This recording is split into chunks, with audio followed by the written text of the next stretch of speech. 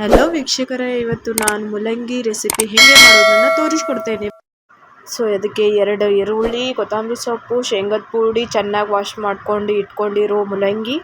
ಇವಾಗ ಫ್ರೈ ಮಾಡ್ಕೊಳ್ಳೋಣ ಬನ್ನಿ. ಮೂಲಂಗಿನ ಎಣ್ಣೆ ಹಾಕಿ 1 ಕಪ್ ಎಣ್ಣೆ ಹಾಕ್ಕೊಂಡು ಚೆನ್ನಾಗಿ ಫ್ರೈ ಮಾಡ್ಕೊಳ್ಳೋಣ.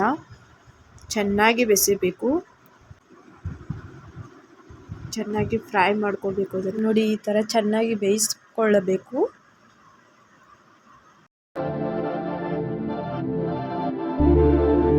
ಆಮೇಲೆ ಒಂದು ಪ್ಯಾನ್ಗೆ 2 ಸ್ಪೂನ್ ಎಣ್ಣೆನ ಮತ್ತು ಈರುಳ್ಳಿನ, ರುಚಿಗೆ ತಕ್ಕಷ್ಟು ಉಪ್ಪು ಮತ್ತು 1 ಸ್ಪೂನ್ ಅರಿಶಿನ, 1 ಸ್ಪೂನ್ ಖಾರದ ಪುಡಿ ಹಾಕೊಂಡ್ಮೇಲೆ ಚೆನ್ನಾಗಿ ಮಿಕ್ಸ್ ಮಾಡ್ಕೋಬೇಕು ಈ ಥರ.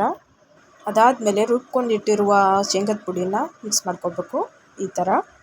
1 ಲೋಟ ನೀರು ಹಾಕೋಬೇಕು.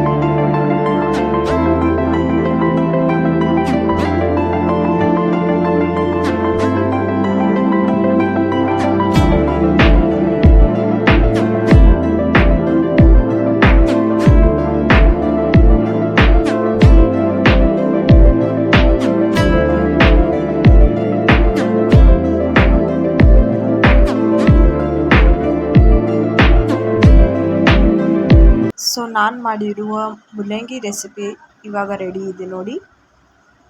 ಇದನ್ನು ಬಿಸಿ ಬಿಸಿ ಚಪಾತಿಯಲ್ಲಿ ತಿಂದರೆ ಇನ್ನೂ ಚೆನ್ನಾಗಿರುತ್ತದೆ.